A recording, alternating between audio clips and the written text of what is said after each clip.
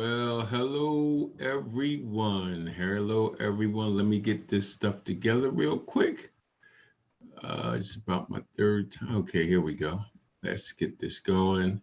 Hey, look, how y'all guys doing today? How you guys doing? It's your guy Ray Wilkerson coming to you live. Ray Wilkerson live coming to you live all the way from here. Where it's here, right here.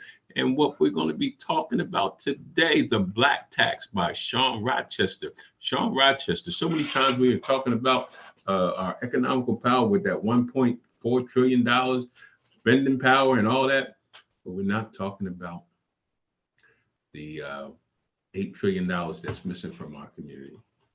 We're not talking about the cost of being Black in America. I don't talking about paying, but the cost, what it costs us for being Black in America. What we as entrepreneurs and businessmen are understanding that we need to be able to develop small corporations, to be able to develop businesses that hire people, that will grow economical, that will spur economical growth in our communities, that we can take back our neighborhoods and turn them into our communities. So when you look at some of this, we're going to be doing a video with Sean Rochester. It's going to be boring to a lot of people, but it'd be very enlightful for people who want to make a change for your community. This is only for those who want to make a change, for those who might look at business different, to those that might look at their life different. Okay, this is what this is about, that we can change. We have and first let me get past some of the housekeeping. This is actually sponsored by our Exodus House Incubation Program. Exodus House Incubation Program is for new startups or people already in existence that we will create, develop partnerships with them and create, put assets around them, right? That they can grow, that can hire, that they can hire people and they can make a difference in their community. Give you more about Exodus House at a later date. And you'll know all about us, our incubation program. But let's get this thing started. Let's get this thing started right now, okay?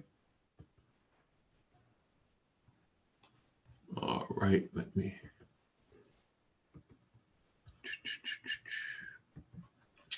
Here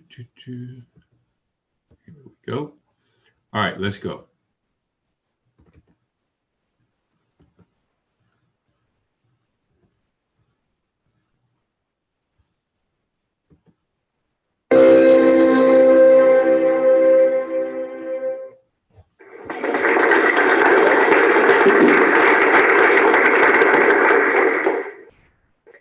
It's an honor to be here with you guys this morning. I wrote a new book called The Black Tax, The Cost of Being Black in America. And it's about what is the financial cost of discrimination against Black people. Often when people are talking about discrimination, we're talking about the morality of it. We're talking about the injustice associated with it. And I wanted to take a different look at it. I wanted to look at what is the financial cost, right? I wanted to look at what researchers have said is that cost. And then over time, see if we can aggregate that to build a picture of actually what's happening. So one of the things that we want to talk about, there is a cost that is causing us to have this big wealth gap. We talk about this wealth gap, right? There's a reason, right? There's a reason, right? And we're going to start breaking down and start seeing and dissecting why the wealth gap is getting bigger and bigger. So the book is broken into 3 parts. It's a lot of words. You can focus on me. It's okay. The first part is a look at the cost of discrimination across multiple industries: the housing, automotive, job search, high-end careers, online commerce, business financing, to see what that picture looks like. The second part of the book, I try to answer a pressing question, which is, how is it that after 400 years, 40 plus million African Americans own just 2% of US wealth? Either we are consistently inept, or there is something else happening in the environment that we need to take a closer look at. So that's one of the premises that we want to talk about right now. One of the things, why is it this way? Is it on us? Is it something that we're doing wrong? Or is something that's taking place that we're not really dealing with, that we're not really focusing on, that's really being hidden from us? The third part of the book, we explore an economic framework that I call PhD. So when you look at it, 400 years, 40 plus million Black Americans, only 2% of wealth. 400 years, 40 plus million Black Americans own 2% of American wealth. So when we explore the economic framework, he calls it PhD, families, organizations, corporations we can use to create 6 million jobs and 1.4 million businesses within the Black community. Okay, so you're probably wondering how. Well, we're going to show you. Framework that individuals and families, corporations, businesses, so on and so forth can employ if they want to address two particularly pressing issues. The first is we're missing 6 million jobs and 1.4 million businesses with staff, not so. Okay, so we're missing 6 million jobs, 1.2 million employees. The businesses we're talking about have to have employees. I know you hear what I'm saying. So we have to lay a foundation for our businesses, our structure, our strategy, our system and sales to be able to create businesses that hire people that's going to spur economic growth. Sole proprietors, businesses with staff across the broader Black community in America. Those two things combined with $8 trillion of. So look at this last point. We keep talking about the $1.4 trillion spending power that we have that we're not using, but we're not focusing on the $8 trillion of wealth missing in the Black community. $8 million net worth.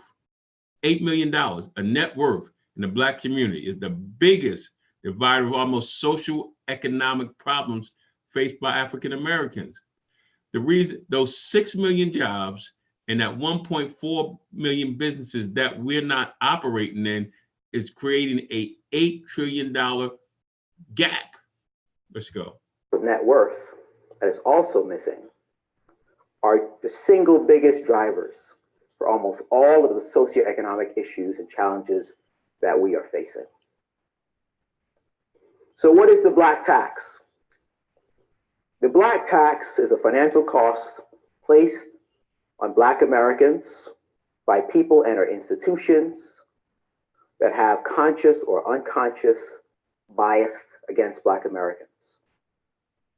Conscious or unconscious bias. Either they're aware or unaware. This clearly begs the question, right? Are Americans really biased against Black people? Or do we just feel that way? So what I wanted to do was take a look at what research has said. So in 2012, AP, Associated Press, along with Stanford, Michigan, University of Chicago, did a study to try to ascertain how much bias was across the greater electorate. And they found a couple of things. They found that the portion of Americans expressing explicit, conscious, they are aware of it, bias, or anti-Black attitudes was about 50% of the population, which is a significant portion of the population. They also took a look and said, how much of the population has an implicit or unconscious bias? And that's closer to 56%, about 6 in 10.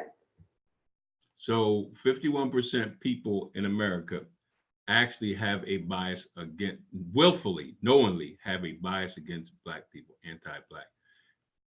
56% unwittingly, unknowingly, but it's still there. In 2012.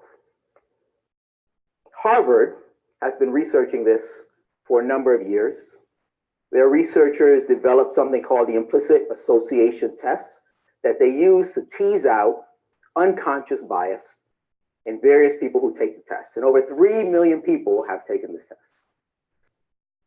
And what they have found is that 75% of Americans, so it's almost 8 out of 10, have an implicit, unconscious preference for white people over black people. They also found that this automatic preference, as they call it, predicts discriminatory behavior, even for people who earnestly believe that they don't discriminate at all. As a matter of fact, they say that this is empirical truth. So, if this is the case, then we should be able to see some evidence of this kind of showing up in a marketplace, right? As opposed to just talk about it qualitatively. So back in 2002, the university researchers at University of Chicago did a study, and they wanted to take a look at discrimination in the labor market. And what they did was they created resumes, and they allowed the resumes to vary in quality, what they called quality. So this was like the prestige of the school you went to, right? The depth of your experience, the length of your experience, right? And what they did was they changed the names on the resumes. So they would put white sounding names on certain resumes, and they used Brandon and Emily, right? And they would put same resume, black sounding names. So Jamal, Lakeisha, right? And they would send them out to various employers, and they wanted to see what the response was. So one of the first things that they saw was for the white sounding names, they saw 50% more callbacks than the same resume, very same resume, that just had a black sounding name. So Emily, 50% more callbacks than Lakeisha. No difference on the resume whatsoever.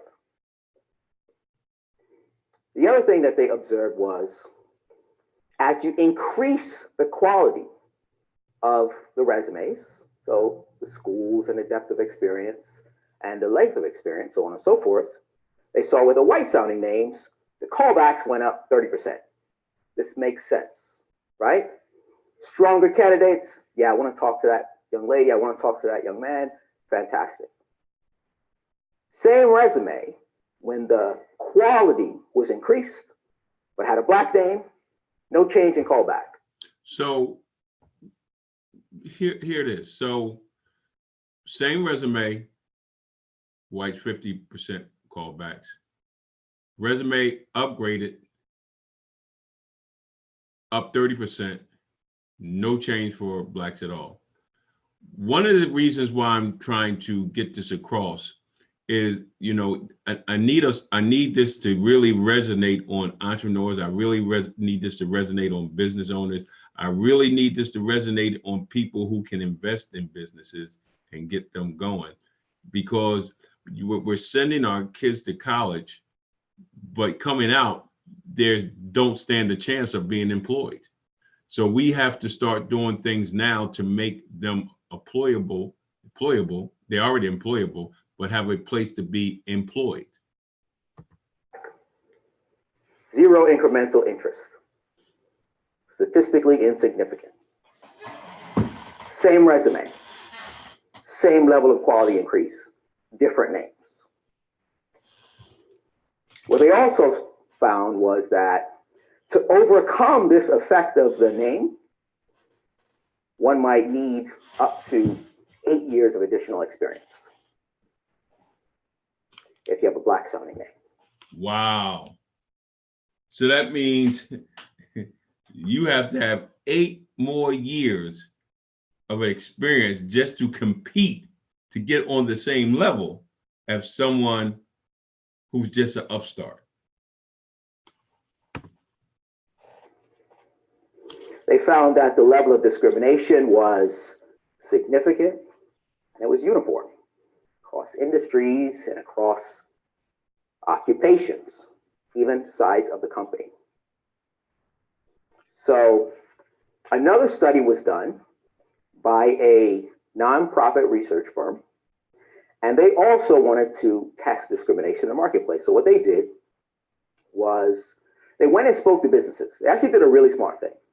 They went and spoke to businesses and they said, listen, what are the skills that you need? Let's just start with your desires, right? What are the skills that you need? Tell us the skills that you need. Tell us the skills that you will hire people if they have these needs, right? Smart thing to do. Businesses share that information. Here are the skills that we need, right?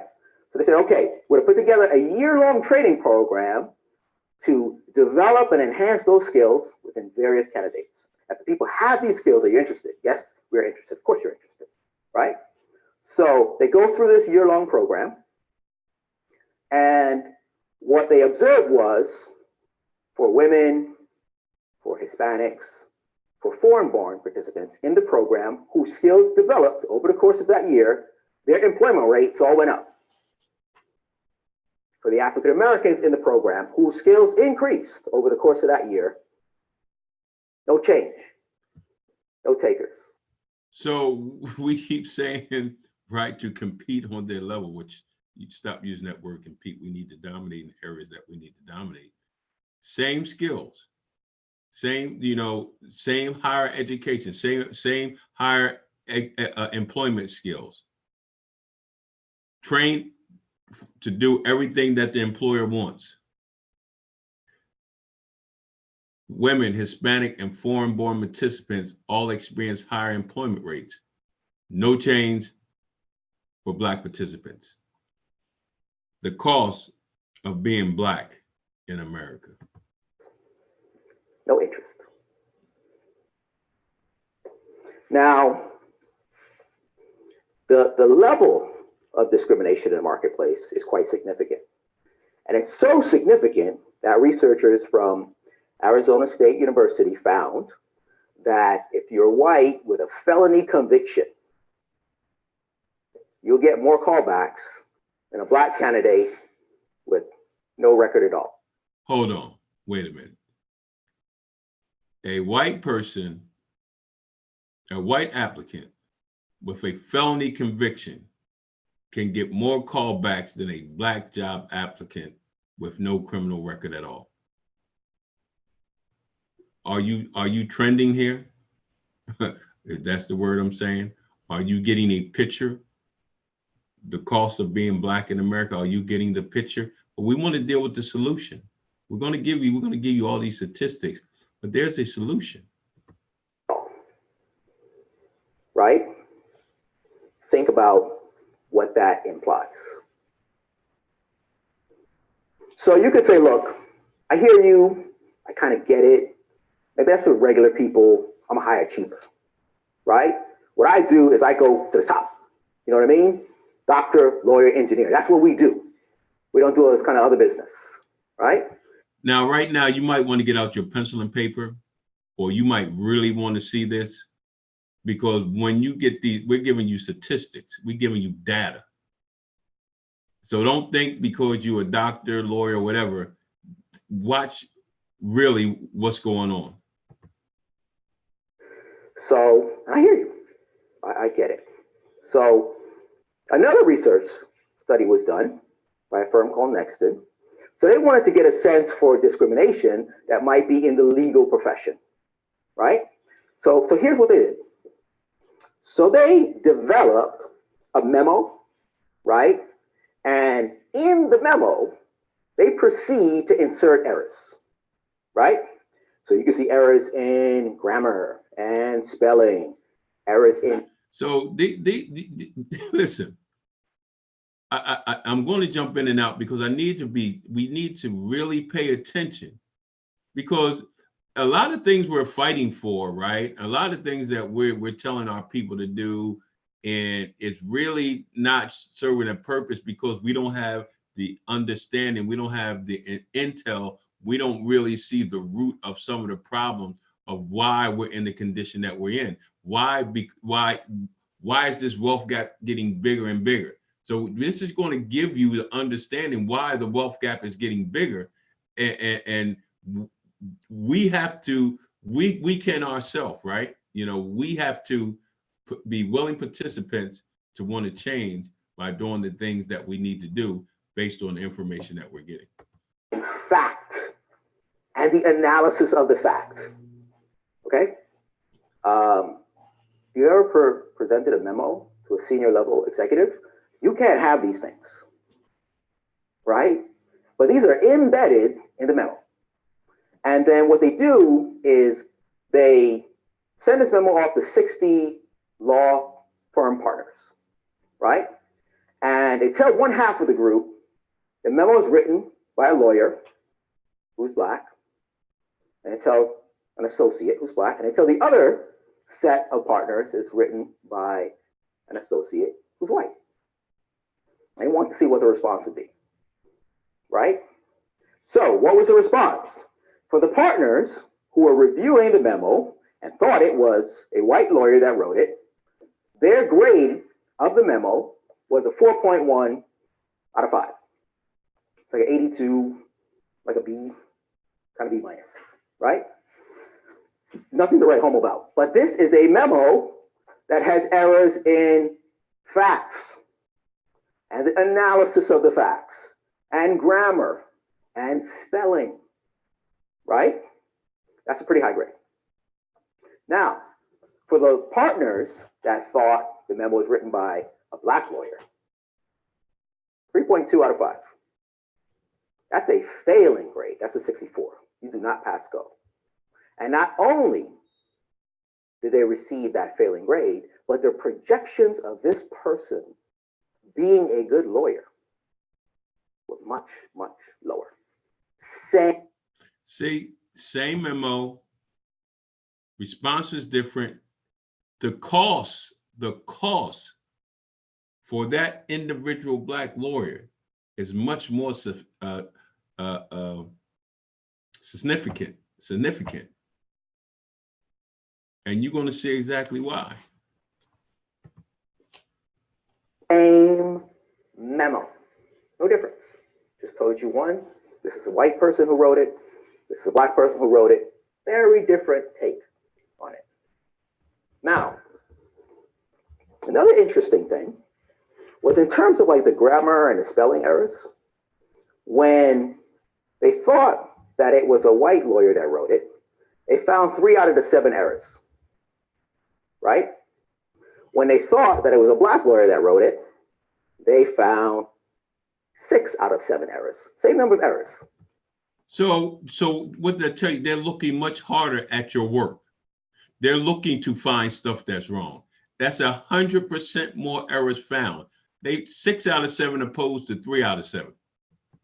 Same exact paper, just who you think wrote it.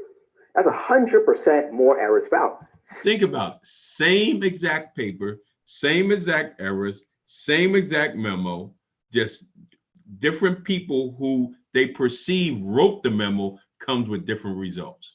Same information, nothing different, nothing changed, right? Now, if you're a partner and that's your assessment, then it might be difficult for that person to get the mentorship or to get put on special assignments or the things that you would need to get on a track to be a partner, right? So we're talking about the cost of being black in America. That's costing you. And this is what it's going to cost you. It can have a significant and dramatic effect because you're saying, listen, I'm not sure that this guy is the one, right? Based on what I've seen. Now, you might still do okay as an attorney, right? You can go work someplace else, but you have the skills and the ability and the capabilities to be a partner, but you're not going to get on that track, or it's very unlikely. And the difference in earnings over a career could be $11 million. Wow. $11 million earning power.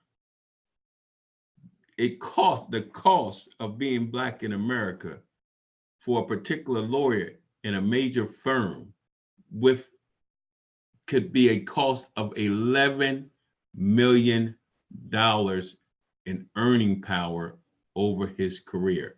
And not only his career, watch what else happens.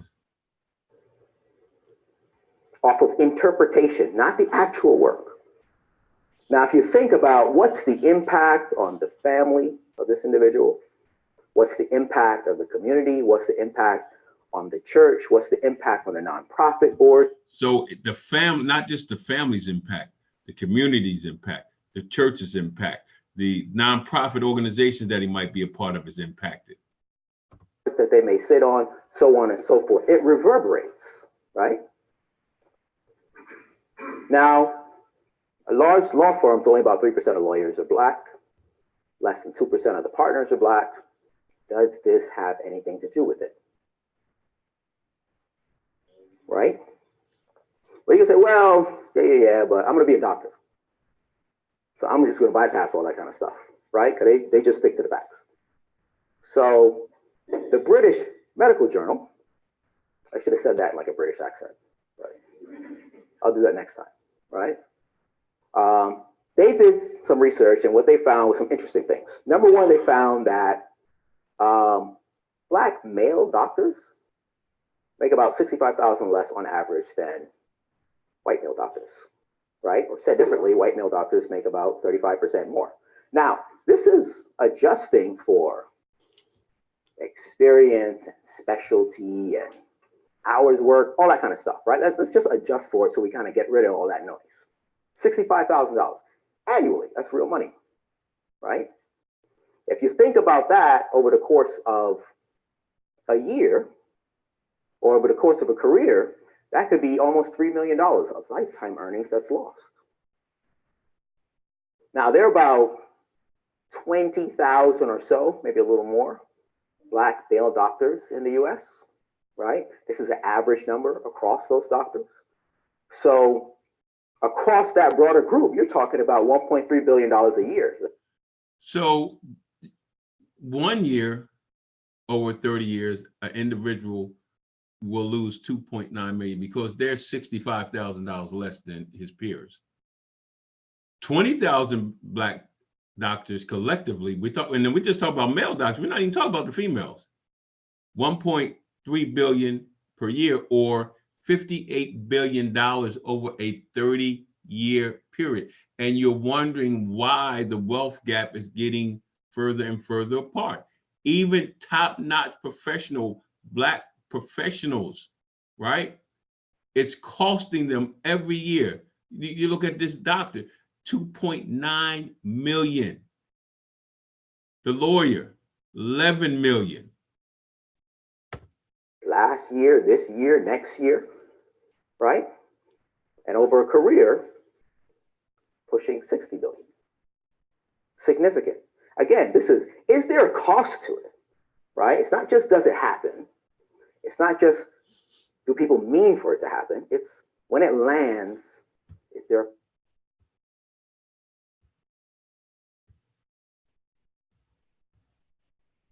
Okay, we're going to stop there. Okay, and I'm going to get another part 2 later this week, probably this weekend. Might even be later on tonight. I might do part 2. But do you see the cost? See, we're not equating what it's costing us monetarily, right? We're not equating all that. And part 2 is going to even take you deeper to what is really happening. See, we have to understand the ramifications of the things that are happening to us in America that is costing us $8 trillion of net worth in our community.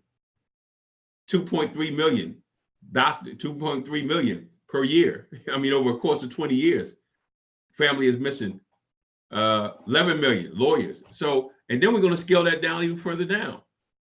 So my business people, my entrepreneurs, we have to get to that place where we start be able to scale scale up, to hire people, right? That we can spur the economics of our community. It has to happen.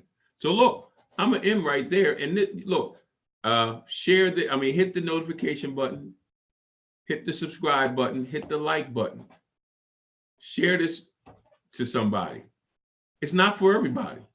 It's only for those who really want to make a difference, who really want to get an understanding of what they need to do or what we need to do to spur economical growth in our community. Hey, look, this your guy, Ray Wilkinson, Ray's Corner Live, coming to you live all the way from here. Where's here? Right here. And look, like we always say here at Ray's Corner, God loves you, I love you, and guess what?